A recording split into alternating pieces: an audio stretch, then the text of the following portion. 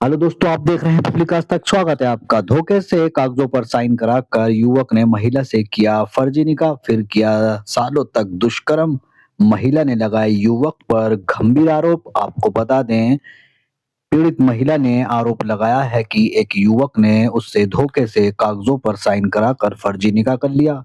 उसके बाद वर्षों तक उसके साथ दुष्कर्म किया। विरोध करने पर वीडियो वायरल करने की दी धमकी, जिसके चलते पीड़ित महिला एसएसपी कार्यालय पहुंची और इंसाफ की गुहार। आइए सुनते हैं पूरे मामले पर क्या कुछ कहना है पीड़ित महिला का।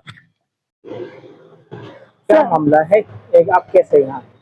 सर, मैंने मुकदमा दर्ज कराया है नसीरुद्दीन के खिलाफ। मैम सर, मुझे कोई भी यहाँ पर संतुष्टि मिल रही है। मैं कितनी बार यहाँ आ चुकी हूँ, कई बार कह चुकी है कि मैंने कोई निकाह नहीं करा, कोई भी निकाह नहीं करा। उसने मुझसे धोखे से साइन कराए, कचहरी ले जाके जो कराए। ना मैं कभी उसके साथ रही हूँ, ना ही मैं उसके घर गई हूँ कभी, ना मैं किसी को जानती हूँ। उसने तो मुझसे क्या आपका मतलब शुरुआत क्या है, मतलब मामला हुआ क्या था आपके साथ? सर, वो धोखे से मुझसे शुरू से मिला था। मेरे पार्लर आया सबसे पहले। पार्लर आने के बाद जो उसने मुझे अपने घर लेके गया, वो कि वहाँ कोई महिलाओं का काम होना है। वहाँ काम करने के बाद से उसने मेरा नंबर जैसे लिया, तो उसके बाद से वो मुझसे कांटेक्ट में रहा, दोस्ती करना चाहा उसने मुझसे। दोस्ती करने के बाद से इधर उधर ले जाए, तरह कहा के ना, मतलब मुझसे दोस्ती कर लीजिए, दोस्ती कर लो। दोस्ती करने के बाद कि मैं इधर उधर काम भी दिलाता रहूंगा आपको। तो सर, मैंने काम के उसमें इधर उधर जाती भी। होटल ले जाने के बाद जबरदस्ती मेरे साथ रेप करा उसने मेरा।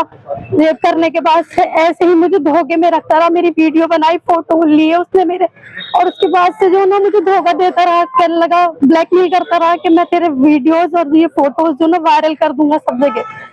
सर, मेरा कोई वो नहीं है। मैंने उससे कोई निकाह नहीं करा, उससे कोई शादी नहीं कर रखी है। उसने मुझसे धोखे से ही साइन करा है। आज तक मैं कभी कहीं नहीं रही। मैं उसके घर वालों को किसी को नहीं जानती हूँ, कुछ भी। मेरी शादी मेरे घर वालों ने इज्जत से करी है, इज्जत से करी है। लाखों रुपया शादी करी थी? उसी से शादी करी, किसी और से शादी? नहीं, मेरी शादी कहीं और हुई है।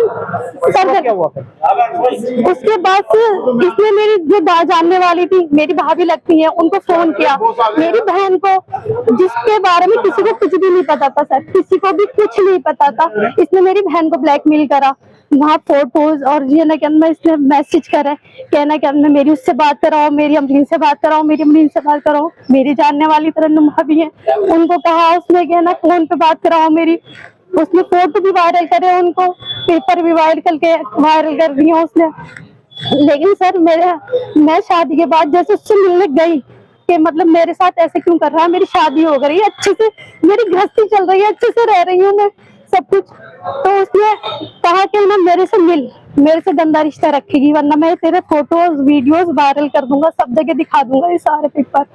उसके बाद सर मैं इससे मिली, फिर इसने मेरे साथ बदतमीजी करी, फिर ये ऐसे करा, इसने मेरे साथ रेप करा, इसने मेरे साथ बदतमीजी ले जाकर। उसके बाद से फिर मैं अपने घर आ गई। घर आने के बाद जैसे अपने मैं ससुराल गई, वहां मैं अच्छे खासे से रह रही थी। इसने मेरे हस्बैंड का नंबर किसी भी तरीके से पता लगा लिया, और इसने मेरी वीडियोस भी और फोटोज भी वायरल कर दी है सारी। मेरे हस्बैंड ने मुझे घर भेज दिया, यहाँ पर मुझे डाइवोर्स दे दी, बस और कोई बात नहीं है सर। उसके बाद क्या कह रहे हैं सर, अधिकारी मुझे कोई भी जवाब नहीं देते, कहते हैं कि ना शादी हुई भी, इसमें कोई मुकदमा नहीं लग सकता, कुछ नहीं। सर, मेरी शादी कैसे हुई भी? शादी नहीं करी है मैंने उससे, कोई शादी नहीं करी मैंने उससे। अगर आप ये वीडियो YouTube पर देख रहे हैं तो हमारे चैनल को सब्सक्राइब करें और बेल आइकन को दबाना ना